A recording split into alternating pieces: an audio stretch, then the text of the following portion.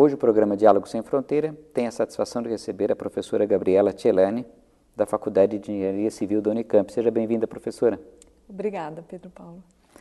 Bem, professora Celani, ela tem uma formação sui generis, porque ela é arquiteta, mas trabalha com uma área que está se desenvolvendo muito nas últimas décadas e que tem chamado muita atenção, que é justamente a questão dos meios digitais e dos programas 3D. Então eu queria começar, para que o nosso público tivesse uma noção, como é que é a relação da arquitetura em geral, primeiro, com esses meios digitais. O que é isso? Por que meios digitais aplicados à arquitetura? Bom, essa área é conhecida como Computer Aided Architecture Design, ou seja, os meios o computador auxiliando o processo de projeto.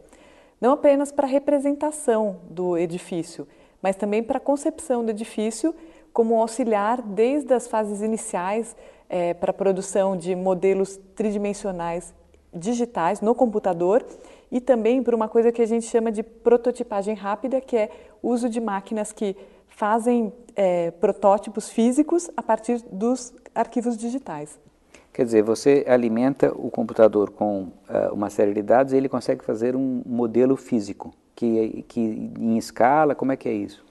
Sim, inicialmente a gente coloca as informações dentro do computador, então nós temos um modelo virtual, que ele só pode ser visto pela tela do computador.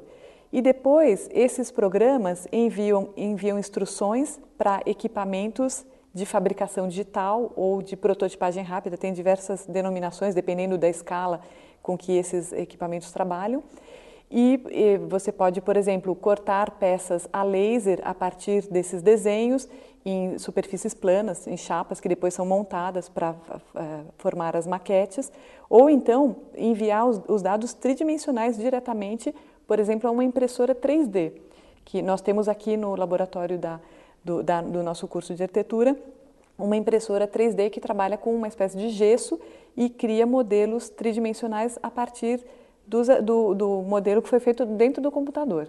Essa impressora 3D, que é, digamos assim, uma grande novidade, porque sai daquela tradição arquitetônica artesanal de você fazer uma escala, fazer a maquete, digamos assim, ainda num sistema artesanal, né? E é algo que você consegue fazer, digamos, perfeitamente nas dimensões que você queria, né? Nas proporções, mas uma máquina está fazendo. E há uma possibilidade de aplicação disso, digamos assim, concreta, de que você transformar, fazer uma produção a partir da máquina, dessa máquina, uma produção não só de um modelo, mas de algo que poderá ser, digamos, produto final? Sim, exatamente. Existem pesquisas em desenvolvimento nessa área, por um professor da Universidade do Sul da Califórnia, chamado Coach Neves, que ele já está desenvolvendo uma máquina que constrói paredes até uma determinada altura, mas aproximadamente 2 metros de altura, em concreto.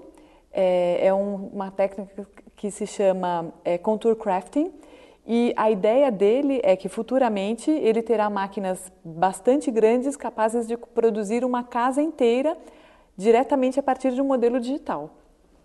Porque a revista The Economist, mais ou menos no primeiro semestre do ano 2011, publicou justamente uma grande reportagem sobre a revolução que isso pode causar no sistema industrial, com a substituição de robôs e do sistema atual de operários, né, construindo objetos, e com você ter, na verdade, um parque industrial composto dessas imensas máquinas que potencialmente gerarão o próprio produto final.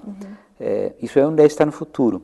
Mas o que está no presente, eu gostaria que você contasse um pouco, é como isso também altera o trabalho do próprio arquiteto. Quer dizer, aí voltando ao campo da arquitetura, quer dizer, construção de obras mesmo, de edifícios. Sim, o processo de projeto é completamente modificado. Porque, bom, vou citar aqui um outro exemplo também, já que você citou os robôs. Na Escola Técnica de Zurique, na ETH, existe um laboratório em que eles utilizam um robô semelhante a esses usados em indústria automotiva para assentar tijolos, formando paredes de tijolo. Esse robô passa uma cola no tijolo, assenta os tijolos e constrói a parede a partir de um modelo que foi feito no computador. Então, para que o arquiteto possa efetivamente tirar partido de todas essas tecnologias, em primeiro lugar, ele precisa estar muito familiarizado com os meios de produção digital, com a modelagem tridimensional, com as linguagens de programação, porque muitas dessas formas são geradas a partir de scripts de programação. E segundo, o arquiteto, sabendo dessas possibilidades, ele pode usar a sua criatividade para propor formas que seriam impossíveis de ser construídas manualmente, mas que um robô, com certeza, vai conseguir construir com uma precisão que jamais uma pessoa faria.